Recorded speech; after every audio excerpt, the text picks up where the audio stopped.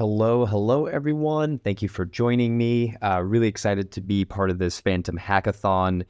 We know everyone out there is getting their hands deep into some coding right now, so wanted to jump right into our agenda and a quick intro for this workshop. My name is Mohammed. I'm a solutions engineer here at ThirdWeb. What I want to do is talk to you a little bit about ThirdWeb at a high level, who we are, the business value we offer. And then really, it's a hackathon, so let's build something real quick. I want to show you how to spin up a new project using our CLI and add a couple of features. First, starting with what we're calling an invisible Web3 experience. We're seeing a lot of people these days, talk about the onboarding experience for people from Web 2 to Web 3, and especially focused around the wallet. And wanting to make that UX overall a lot easier, more straightforward for people who are Web 2 native.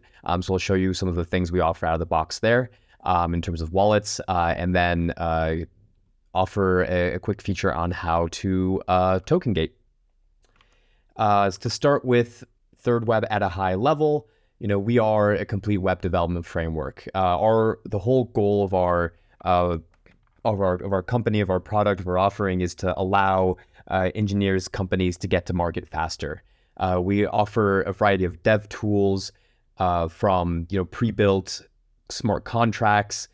You can edit the smart contracts using our smart contract kit. We offer pre-built UI components and the whole range from building to deployment and publishing of your app, along with infrastructure. You can bring your own infrastructure to our service. There's no vendor lock-in. Everything we do is currently today free and available for you to use. It's open source SDK, permissionless. Anyone can use our tools, completely owned by you, and no vendor lock-ins. And again, we offer the range of tools from the build phase to launch and finally manage. All right, let's jump right in building an app using our CLI tool. So we have a number of really useful CLI commands. What I want to use with is one of our most common ones, npx ThirdWeb latest create. And once this is done updating, we will get a couple of options. The first option that you're going to see is building an app, which is what we're going to be playing with today. There's the app. But I do want to point out that you can also create contracts straight from the command line, along with contracts with the dynamic contract extension. This is something really cool. We won't get into it right now. It's a kind of a pared down implementation of ERC 2535. If you're familiar with the diamond pattern, it basically allows for upgradable pieces of your smart contract. So after you've deployed your smart contract, you can still ship updates to that smart contract, which is kind of a new frontier in smart contracts. But today we're going to assume that you come in with the contract already created. So we're going to start by creating an app, and we'll call this Fantom Demo. We'll pick EVM. We offer every EVM chain, support for every EVM chain, and Solana on top of that. We'll go with EVM for this. We're going to pick our Next.js framework, and we'll go with TypeScript because hooray, strong typing, or stronger typing, I guess, than JavaScript. Now, while this spins up, I want to show you our Explore page. You can view our Explore page as kind of our smart contract marketplace. I mentioned that you can create smart contracts using the command line. You can also do it here on the Explore page. We offer a variety of pre-built contracts from NFT drops to marketplaces, smart wallets, which are really exciting. Account abstraction, I think, is the future of where wallets are going to end up being. I'm not going to talk about that too much here, but I want to point out that we offer some beta features, and then finally some DAOs and governance contracts. The contract we're going to be playing with today is, let me connect my wallet. The contract we're going to be playing with today is this Fancy Cats contract. Actually, no, it's not. That's on Goerli. We're going to be playing with this one right here, our Fantom testnet contract. So now that we have our app ready, what we're going to do is go into our Fantom demo. We'll open it up. And get our server running.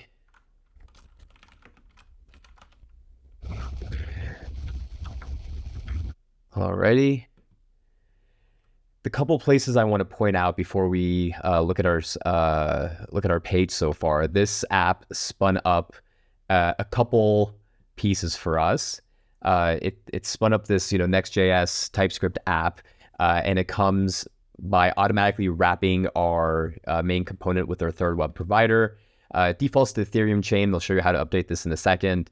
And then we have our index here. Really, it's easier to show what's going on in our main index page. You can see 95% of this is boilerplate contents, just links out to different places on our website. The one piece I do want to draw your attention to right here is this connect wallet component. It's a UI component. I'll show you how we use UI components here in a minute. But this is the basic structure of our app. So let's start by going back to this app. We have our active chain. What I'm going to do here is I'm going to import. We want to work with Fantom. So we do have a ThirdWeb dev/chains that we can pull in Fantom testnet. So now we got Fantom testnet pulled in directly from from chains. We don't need this active chain here necessarily, but we do need to pass in the Fantom testnet here. All right, so we can see that we have our sample page up with our UI component here. We can connect our wallet using MetaMask. And there we go. As easy as that. Disconnect, connect with the wallet pretty easily. Okay, so now we want to move on to wallets and specifically creating that invisible Web3 experience. So let's go ahead and disconnect this wallet. One thing what we can start with is just showing you how to set up a regular wallet connection features. It's really as easy as here in our ThirdWeb provider, we can, in addition to active chain, we can throw in another property here called supported wallets. And this takes an array of the wallets that you want to support. So let's say, right now, if we look at this option, it comes pre-built, pre-configured with MetaMask, Coinbase, and Wallet Connect. Let's say we only wanted MetaMask wallet. We'll add it here. I do want to point out that MetaMask wallet's automatically imported from ThirdWeb dev/React. We'll save. And now when we connect, we only see MetaMask here. So let's say we also wanted Coinbase wallet and Safe wallet and Wallet Connect. Let's save. And now we see all these populate here. Now, the fun wallet that we want to connect here is the email wallet. So what I want to show you here in our wallet options is that we have here are all the different wallets we work with out of the box. If you are a wallet provider and you want to create the easy integration with us, it's really easy to set up a pull request to our connectors repo, wallet connectors repo. If you're curious about that, contact me. I'll give you the place you can go to get connected. Oh, it's actually right here in the get started with the wallet guide here. Very, very straightforward. We have a bunch of options. The two email options that we have here are Magic Link and Paper. They work similarly. Paper, I think, in my opinion, has the better overall UX. Magic currently supports, more languages platforms. They have like a native, iOS SDK. Paper's not quite there yet. So depending on your use case, you might go one way or the other. Because I prefer the Paper UI, let's go with creating a Paper wallet. So what we want to do is up here, we can say const email wallet equals, this is where we pull in the Paper wallet, make an instance of the Paper wallet, and here we pass in a client ID. And I've already added the client ID to my local environment configuration file. So we can go ahead and pull it in right here. Let's see, I think it was next public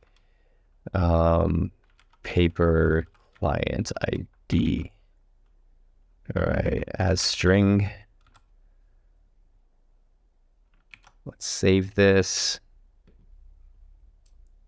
And here, actually, it's client. It's not finding it, so it's actually just a grammar typo, but client ID, there's an underscore in there. Okay. And all we do here now, we pass our instance of the email wallet into our list of supported wallets. Email wallet, there we go. Now we take a look here, it gave us a nice little pop-up here that we can connect with our wallet using our email address. So we give users an option of, if they're Web3 native, they can go using their existing wallets, or using this flow, they can spin up their own wallet provider, spin up a new wallet through the Paper wallet provider. All right, now I'm going to open this in an incognito window because I've already connected using Paper wallet to this on this device. So incognito window will forget that I've done that, so we can get the full flow here. So we go to connect wallet. We'll go to connect wallet here. We'll type in, Mohammed at ThirdWeb. We hit go. And so what you're going to see, and I'll bring this up here in my email, what you'll receive is something that looks like this. It's a one-time passcode, wallet demo. You can, using, Paper's configurations, you can customize this. You can customize the logo here. But as you can see, very much like a one-time or a, two-factor authentication sort of flow, where you get an email with your 6-digit code, and then you paste your code here. And there you go, you're connected. One nice thing that we have built into this button here is a request testnet fund. So I'm going to go ahead and do that. Copy our address, paste here. Oh, I got to pick some bicycles. I mean, that's really just a basket and it's just a wheel, but we'll see. All right. Requested. I'm sure it'll come through here shortly. Oh, that was fast. Thank you, Fantom. Speedy as ever. And that's it for our connecting wallet experience. So this is all set up. One thing I do want to show you real quick here is that here we see the Paper logo. That is customizable as well. Let's pull this back up. I believe if we go down here to email.meta.icon URL. Oh, that's my contract address. Let me find the URL for the icon. Oh, this is actually, we're not passing it in, we're setting it. All right, we save and we see this changes from the paper logo to our little mail logo that we just updated. And that's it for the wallet setup.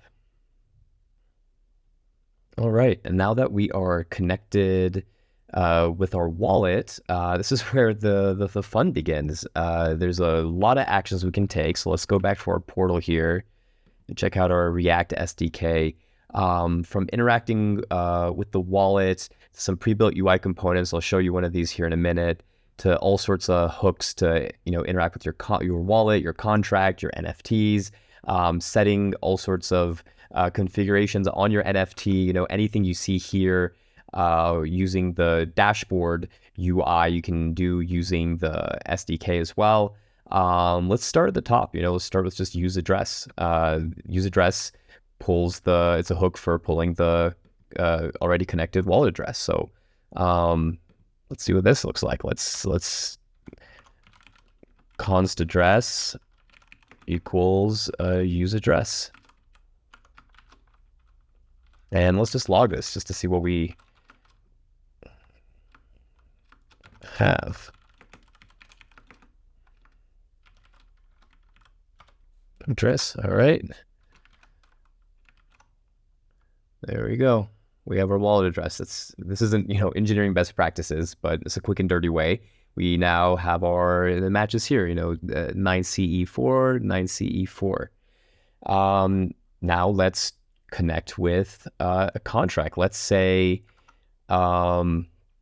we actually want to display a specific NFT from this contract. Let's use a UI component here. The NFT renderer is a really you can do quite a lot with this NFT renderer. You pull out the UI component. You have to connect to your contract, which we'll do in a second. Get the data, and then pass in that data into this UI component. So let's go through the steps. First thing we do is this little bit.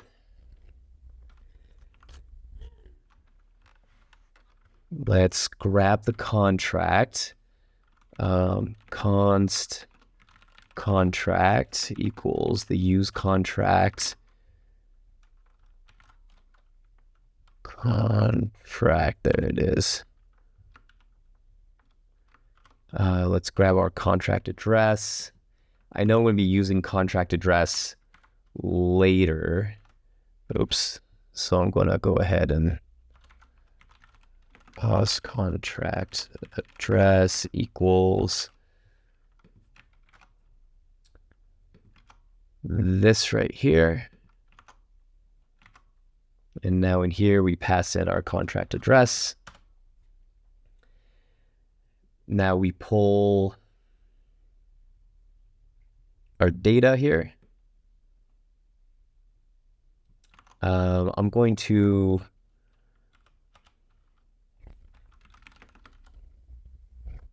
data as the NFT equals use NFT.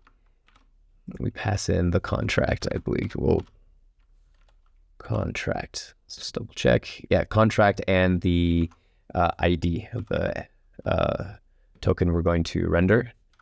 So let's say this ID. And then finally, we want to display the ThirdWeb NFT media. So let's go down here underneath our connect wallet. Let's create a new div. And here we have ThirdWeb NFT media.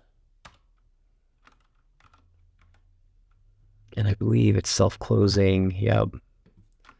You can go like this and pass in the metadata as nft.metadata. Let's see. Oh, metadata.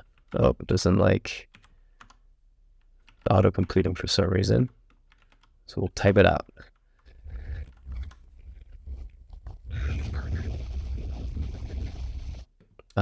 Because we're dealing with TypeScript, what we want to do here is,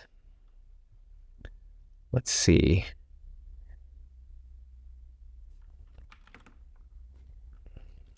Actually, we'll check. Let's see. NFT, again, not the best way to do this, but it'll, make sure that we have metadata before we do this. All right. And now we wait, and there we go. We have our token ID 2 rendered right here, which I want to pause on just for a second because, we did this in like 4 or 5 lines of code. It took me less than a couple minutes. If you try to do this without the ThirdWeb SDK, let's just mentally step through what this looks like. You would first have to copy an ABI from Etherscan or, Forge hard hat build. You have to create the contract with the address and ABI using, one library, probably Ethers. Then you have to fetch the total number of NFTs on the contract using Ethers. For each NFT, you're going to have to fetch the metadata with some, networking library. And then for each NFT, you're going to fetch the owner for the Ethers using Ethers, assemble the list together, and then display the NFT in your app. So that's like 7 steps, like 30 minutes of work if you know exactly what you're doing and how to go through all the steps without any friction. Whereas here, this took, just a couple minutes. All right, and for this last little piece, we're going to show you what it's like to, token gate some functionality on your site. So let's actually go to the portal, and bunch of hooks that we're going to use. I know the one that we're going for right now is the user-owned NFTs, which is a hook for accessing, the NFTs owned by a single, we're looking at a contract, an NFT contract, and we're looking at the wallet address, and we're going to get an array of the NFTs. So let's keep that onto the side here. And up here, it looks like we need the contract and the address, which we actually have from some of this work we did already. So we're actually ready to go to use, let's say, data is the owned NFT data equals use owned NFTs. And we're going to pass in our contract and our address, all of which are right here for us. Owned NFT data. And all right, now that we have our owned NFT data, let's go down here and create another div. Here we're going to again see if own NFT data exists, and the length of this array, because again, if we go down here to our return value, it's an array of NFT objects, each containing, information about the NFT. So what we're going to check for is to see if our length is greater than 0. Then, if this is the case, we'll just display button. It's a token gated button. Now, I don't believe this address actually, forgot my and here. I don't believe this will render because I don't believe this address actually has any NFTs, which we can see it doesn't. So let's fix that. Let's show you another UI component that we have called our Web3 button. Web3 button can do a lot of things. We're going to use it to mint here. So let's go down to, let's just use this right here. Let's add our Web3 button to, where should we put it? We'll put it right below let's put it underneath this.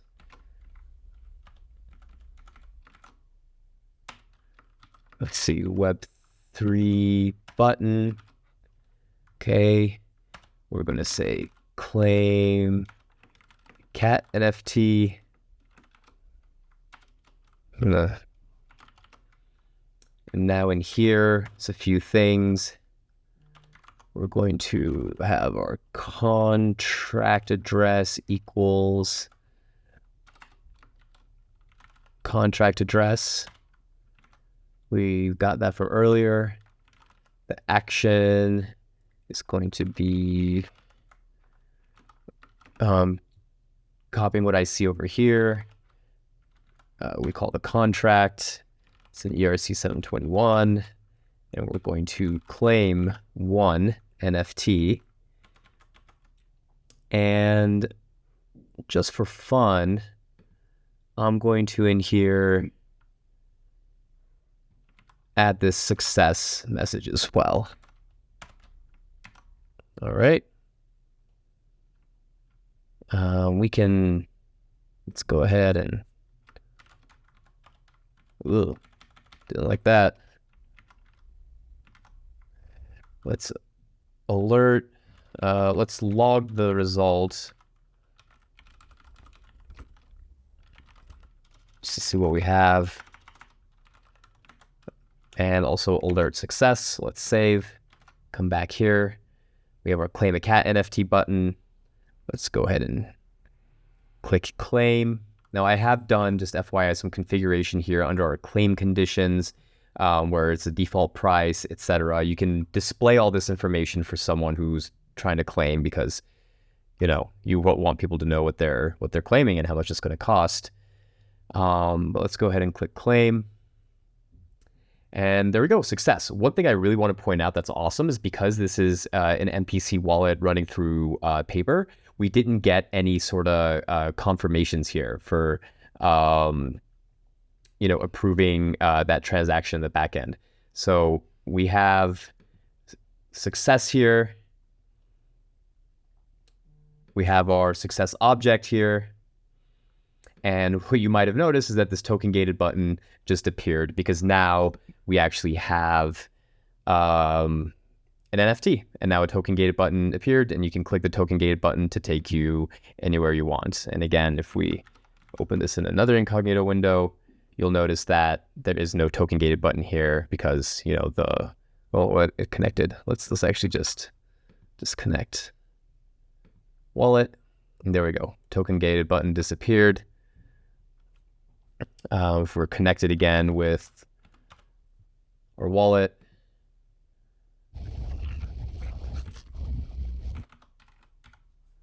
we again have our token gated button. And that's it. Thanks for your time. Let me know if you have any questions.